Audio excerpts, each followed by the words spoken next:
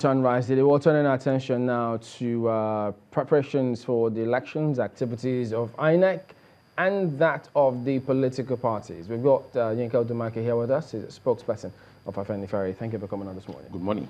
Well, a lot has been happening because when we see in some of the dailies, 91 political parties rejecting INEC's new guidelines, raising some objections. One would have thought, but how does that happen? Because INEC usually has this consultation, stakeholders meeting with political parties. So how come some, for want of words, suddenly saying they're rejecting INEC's guidelines, which has been out for a while now? Does this in any way likely to throw a spanner in the works? And to what extent do you think? Well, I think that it's a challenge for INEC to ensure that it looks into the complaints of the parties. Ideally, INEC is supposed to rub minds with political parties, have their stakeholders, and have their input before coming up with the final guidelines. So if there are areas the parties feel so strongly about, it's both on INEC, in order to guarantee the credibility of the elections, to look into those concerns and address them. It may not be 100%. We cannot pretend that there are no issues here when all the parties are saying that we don't want this thing. But sometimes INEC has said, look, so some of these observations that political parties raise, it's just crying wolf where there is none. So they think that, yeah, we might as well just proceed with the process and elections in the build-up. For instance, the controversy about whether or not it matters if Amina Zakari is in the position she is, because INEC has explained that, look, this is just an administrative position, so it doesn't have any bearing whatsoever on the final result. Because even though we see in your article today in Vanguard that you hit some, you touched on some serious spots that you were talking about Amina Zakari, the red flag at INEC. You spoke about how she was nominated. She eventually got her position in INEC. How come?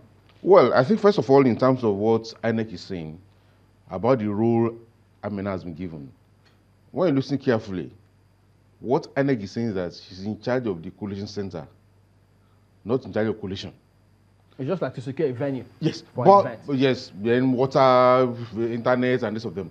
But she has become so controversial. Like I said, that even if you ask her to direct traffic to the center, people will not trust her. And therefore, she has become a red flag. And there's a reason for it. Like I explained today, there are two things involved. One, she's the niece of the president. You have that on good authority? Oh, yes. Her father was a brother-in-law to the president. And it's unfortunate that when her presidency is so lexically challenged to the point that they don't know the meaning of a niece.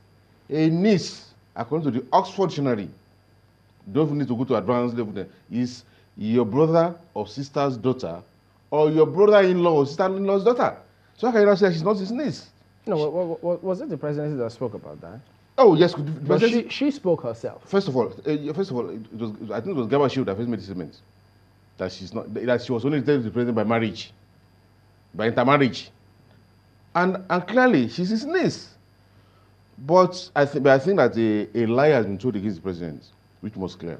I've read a couple say, oh, President Buhari nominated her. Yeah, your article said it wasn't the president. It was not the choice. It was the governor of Kaduna State, Nasir El-Rufai, who nominated her. When Jonathan came in 2010, his aide, late Olodo Douglas, my brother and friend, he came to the civil society groups that were in the forefront of the Kabal must go then, Steve Nigeria group. And he said, my boss has taken a decision that to guarantee free and fair elections, he does not want to know who those who meet in their neck, and therefore, he wants recommendations of credible Nigerians who could be in INEC. And so when Jonathan said I never knew Zakari for me doing INEC chairman, was right. So this was hunting for credible people. And that's why you have people like Zakari, Lai Rode, the rest of them, coming on board as independent people nominated. But in the case of Amina Zakari, when that committee was working, we did not even know Northwest. And then Nasir El-Rufai then also came to be part of the anti-Yaduakaba movement. So it was part of the process. And he said, oh, there was this lady who worked with me as the health secretary when I was FCC minister. She's very good, she's there, she's savvy, and she spoke very well about her. that the commissioner had no choice to say, where is she? And he said, oh, she was abroad. So it took about 2-3 days to get a CV, which I collected from him and gave to Ruto Douglas. So beyond seeing her name on paper, Jonathan did not know who she was. So if she did not know Jega, she could not have known this lady. So therefore, on 2 accounts, by being the president needs, 1, by being nominated by Rufai, and check record, please. I don't want to think. Look at all the elections where she has been said, accused, or alleged to have played some roles. You always see Rufai being somewhere in the loop, around the corner. So we cannot have this woman. In fact, if there is honor, the best thing for her is to resign. Because the analogy they gave when Yes. we spoke to them was that, look, it's behind the scenes though. It's like, look, if you tell somebody, go get a stadium, Yes. or go rent or ensure that that stadium is ready for the match we're going to play. Yes. It doesn't mean the person is going to participate in that match. Yeah. Because the national collating officer in this particular case, the chairman of INEC is going to be in charge of several other things. So she has barely no role, as they repeatedly told us. So whether she's there or not, what does it matter? That's right to some point, that a stadium manager is not the referee for the match. But like I said, she has become so controversial. For instance, if you had engagement to some international community, which some of us do, they said that it was clear that in Osun State election, for instance, that a winner emerged in the first election. And Adesh INEC himself was not opposed to announcing that result, but she as the director of operation, was alleged to have moved that election into the run. That was the allegation. And you know that it was after that election that she was removed from operations into welfare. So she has become so controversial that to guarantee the credibility of INEC, she should not participate in presidential elections. Mr. Odumakin, Zakari is just one person. Yes. INEC is made up of a number of other people that are there. Yes. Yeah, are you implying that just this one person is enough to fault that election? Because Or to fault the entire process? Because one bad apple can make a mess of a whole basket. She has played roles that have made people so uncomfortable. Allegedly. Allegedly. In some of the elections we have had in states as director of operations for INEC. It's a red flag.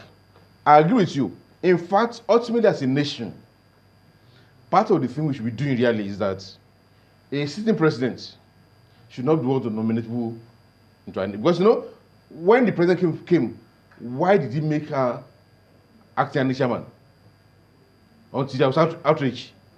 She would have probably been INEC chairman today. But so, isn't that part of what, because now, there are those who are of the opinion that the community CSOs, the CBOs, many of them seem to have disappeared from the radar because they don't see them highlighting some of the key issues like they highlighted previously. Until date, they just question how sometimes the kind of issues they raise, whether it has any bearing or not. Well, a lot of we do respect a lot of the CSOs and whatever, they were part of the change in quote movement of 2015. So clearly today now, they went too far. And so it's difficult for them to retreat. They only talk in confidential whisperings. Like Amici was alleged to have been talking in tapes, things he cannot say at FEC or within the party. So clearly today, I think is because a lot of them, they became part of the process. Even though, what does that do now? Doesn't it make it a little more difficult for credible CSOs to come up? And even if they come up, how easy do you think people will take to them, even if they're raising genuine points? Well, ultimately, this is about the polity. The 2019 elections is so vital to the stability of this country. And a lot of things have happened in the last 3.5 years that the electoral process and the umpire must be like Caesar's wife, clearly above board for whoever emerges to be credible and for the process and for the outcome to be accepted. Look, and the world should know this, because The war today, they are still dealing with 15 million people in Syria. They can't find a solution to it. 200 million people are here. If anything goes wrong, it may create serious instability here. So it's good for us to have a clear process that whoever wins will match credibly. Whoever loses should be able to congratulate the winner and say, I concede. Let's go back memory lane for a while, because I know that even in the last 3-4 elections in this country, before those elections, in the build-up, usually very boisterous. Yeah. I think I remember at some point, I think it was former President Obasanjo's time, a truck rammed into INEC office. Yes. Iwu was the INEC chairman at the time, and people thought all hell was going to break loose. Elections was not going to hold, the country was going to burn. But at the end of the day, we've had several elections, and now we're here again to the build-up of these elections. And these kind of agitations, they usually happen. But at the end of the day, can we really say that we somehow, in the words of some people, managed to get it right? Well, God, no, this I mean, I was saying that God is a Nigerian. Because this moment, we're at the edge of the precipice.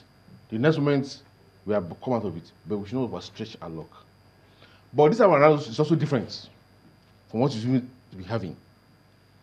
We have a situation where, when we put together what has happened in this country in the last 3.5 years, only recently, Amnesty International reported that while 3,660 Nigerians have been killed in the terror activities of herdsmen. Today, not one of them. Even though that has been countered. By different, the military countered, the federal government countered it, and even the farmers in Benue also countered it as well. So you just take an intern student here to take all the newspapers of last 3.5 years and begin to put together more dates. 74 in Benue in one day. This one, if you not, it should be more than that. And yet today, not one person is on trial for all these deaths. And the group whose members were accused, and even we claim responsibility for some of these deaths, have now come to the that now the next election, this is our candidate. But that is a serious red flag in this election.